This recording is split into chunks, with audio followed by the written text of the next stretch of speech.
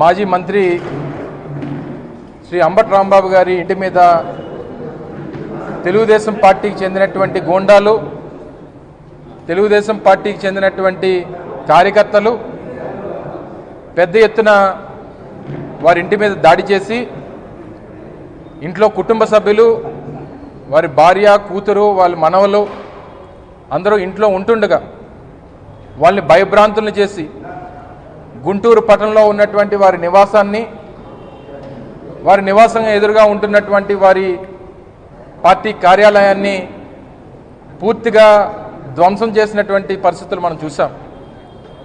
తద్వారా ఈరోజు మనకు మరొకసారి ఈ రాష్ట్రంలో జంగిల్ రాజ్ ప్రభుత్వం తాలూకా వారి కార్యక్రమాలు మరొకసారి రుజువు చేశారు. పార్టీ ముఖ్య నాయకుడైనటువంటి రాంబాబు గారు ఎప్పటికప్పుడు పార్టీ తాలూకా స్టాండ్ని ఏ రోజుకి ఆ రోజు వినిపిస్తూ ఉంటే చూసి ఓర్వలేక ఏదో రకంగా కేసు పెట్టాలి, ఏదో రకంగా వారిని ఇబ్బంది పెట్టాలి, ఏదో రోజు ఆయన్ని హత్య చేయాలనేటువంటి ఒక కార్యాచరణ మీరు తీసుకున్నారు. అందులో భాగంగానే ఈరోజు జరిగినటువంటి దాడి అనేటువంటి విషయాన్ని ఈ సందర్భంగా ప్రజలందరూ కూడా తెలియజేస్తూ ఉన్నా. ఈ తెలుగుదేశం పార్టీకి ఇదేం కొత్త కాదు. ఎప్పుడు ఉమ్మడి రాష్ట్రం నుంచి ఈ రోజు వరకు వారి పార్టీ స్థాపించినటువంటి రోజు నుంచి ఎవరు ఈ పార్టీ మీద మాట్లాడినా, ఎవరు ఈ పార్టీ మీద గలమెత్తినా వారిని హత్య చేసేటువంటి కార్యక్రమం వీరికేం కొత్త కాదు. ఆ రోజు 1988లో ఆ రోజు ప్రతిపక్షంగా వంగవీటి మోహనరంగ కాంగ్రెస్ పార్టీ శాసనసభ్యుడిగా ఆ రోజు విజయవాడ ప్రాంతంలో తెలుగుదేశం పార్టీని, రాష్ట్రంలో ఆ రోజు తెలుగుదేశం పార్టీని ఎదురిచ్చేటువంటి కార్యక్రమం చేస్తే, పేద ప్రజల కోసం ఆ రోజు దీక్ష చేస్తే ఆ దీక్షలో వారిని హత్య చేసినటువంటి ఘటన నేటికి కూడా ఈ రాష్ట్ర ప్రజలు మర్చిపోలేరు. 2015 సంవత్సరంలో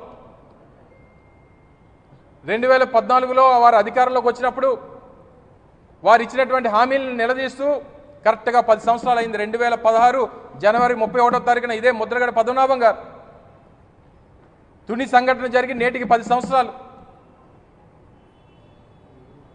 ఆ రోజు ప్రభుత్వాన్ని నిలదీసి ఒక ప్రజల్లో ఒక ఉద్యమాన్ని తీసుకుని వస్తే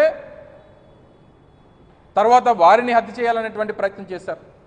కల్తీ నెయ్యి అన్నారు, అందులో జంతు కొవ్వు కలిసిందన్నారు, పంది కొవ్వు కలిసిందన్నారు, లేనిపోయినటువంటి తప్పుడు ప్రచారాలు చేశారు.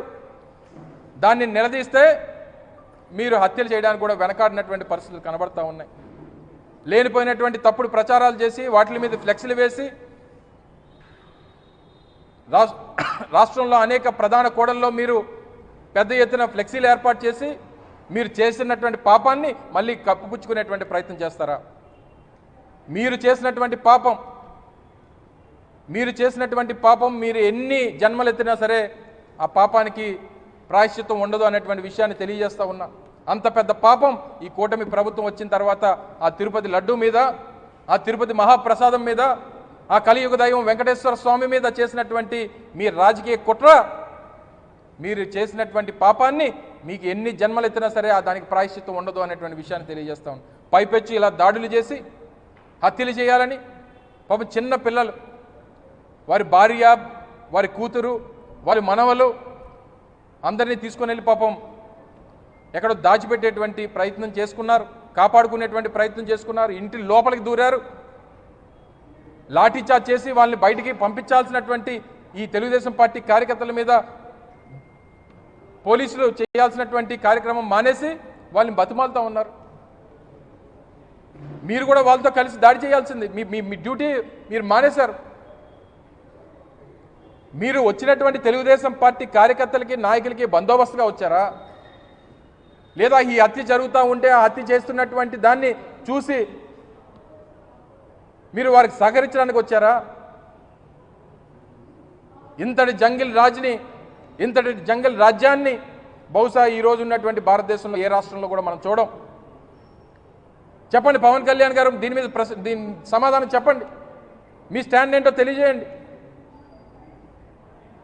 మీరు చేసినటువంటి చట్టాల గురించి, న్యాయాల గురించి, లా అండ్ ఆర్డర్ గురించి, శాంతి భద్రతల గురించి పెద్ద పెద్ద ప్రసంగాలు ఇస్తారు కదా. ఈరోజు జరిగినటువంటి దాడి మీద మీ తాలూకు స్టాండ్ ఏంటో తెలియజేయండి, మీ పార్టీ స్టాండ్ ఏంటో తెలియజేయండి. డీజీపీ కార్యాలయానికి అత్యంత సమీపంలో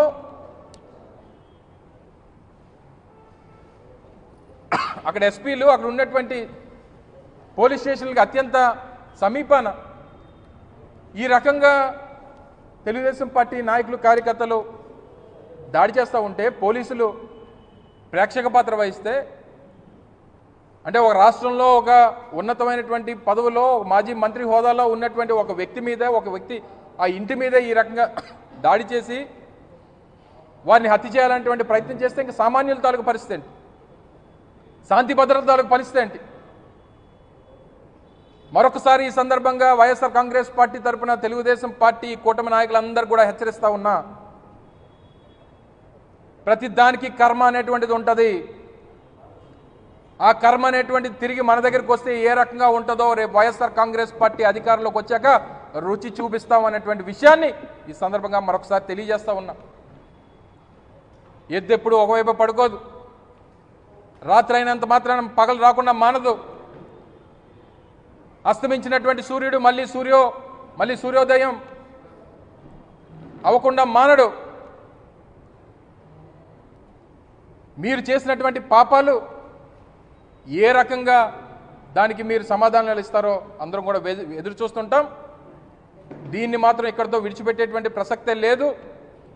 ఒకప్పుడు వంగవీటి మోహనరంగ, గతంలో ముద్రగడ పద్మనాభం గారు, ఈరోజు అంబటి రాంబాబు గారు.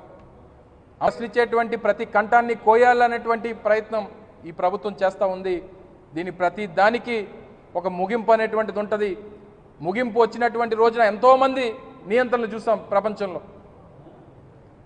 ఒక సద్దాం హుస్సేన్, ఒక గడాఫీ, ఒక హిట్లర్, రేపు అదే గతి చంద్రబాబు కూడా పడుతుంది అనేటువంటి విషయాన్ని ఈ సందర్భంగా మరొకసారి తెలియజేసుకుంటూ, అంబటి రాంబాబు గారి మీద జరిగినటువంటి దాడిని, వారి కుటుంబం మీద జరిగినటువంటి దాడిని, వారి మీద చేసినటువంటి హత్యా ప్రయత్నాన్ని, వారి కుటుంబ సభ్యుల మీద చేసినటువంటి హత్యా ప్రయత్నాన్ని వైఎస్ఆర్ కాంగ్రెస్ పార్టీ తీవ్రంగా ఖండిస్తూ, మీరు చేసినటువంటి తప్పులకి తప్పకుండా రేపు ప్రజలు బుద్ధి చెప్తారనేటువంటి విషయాన్ని మరొకసారి ఈ సందర్భంగా వైఎస్ఆర్ కాంగ్రెస్ పార్టీ తెలియజేస్తూ ఉంది. Thank you.